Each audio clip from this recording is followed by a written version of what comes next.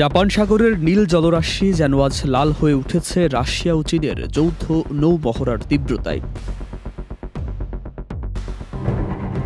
৩ August থেকে শুরু হওয়া এই ৩ দিন ব্যাপী মহড়ার নাম যৌথ সমুদ্র ২০২৫।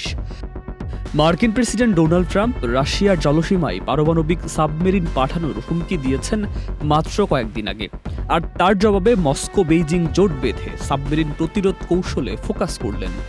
ট্রাম্পের রাগের আগুন জ্বলেছিল রাশিয়ার মেদভেদেবের একটি সামাজিক যোগাযোগ মাধ্যমের পোস্টে। তাৎক্ষণিকভাবে তিনি ২টি পারমাণবিক সাবমেরিন মোতায়েনের নির্দেশ দেন।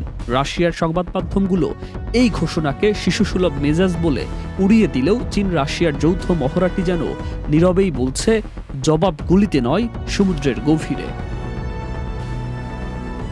বান্ডেল থাকলে প্রতি সেনমানিতে টাকা বাঁচবে।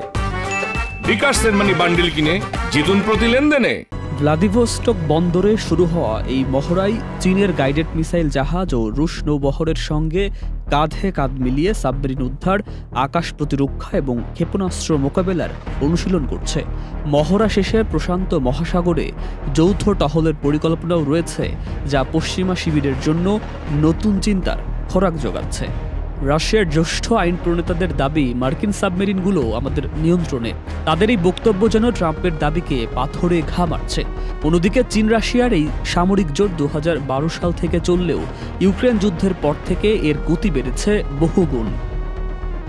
পশ্চিমা বিশ্লেষকদের মতে এটি শুধু মহড়া নয়, বরং নতুন বিশ্ব ব্যবস্থার ইশতেহার।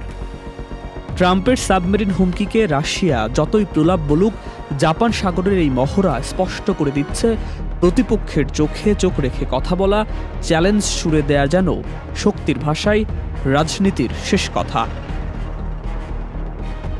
সুকান্ত সরকার, চ্যানেল আই।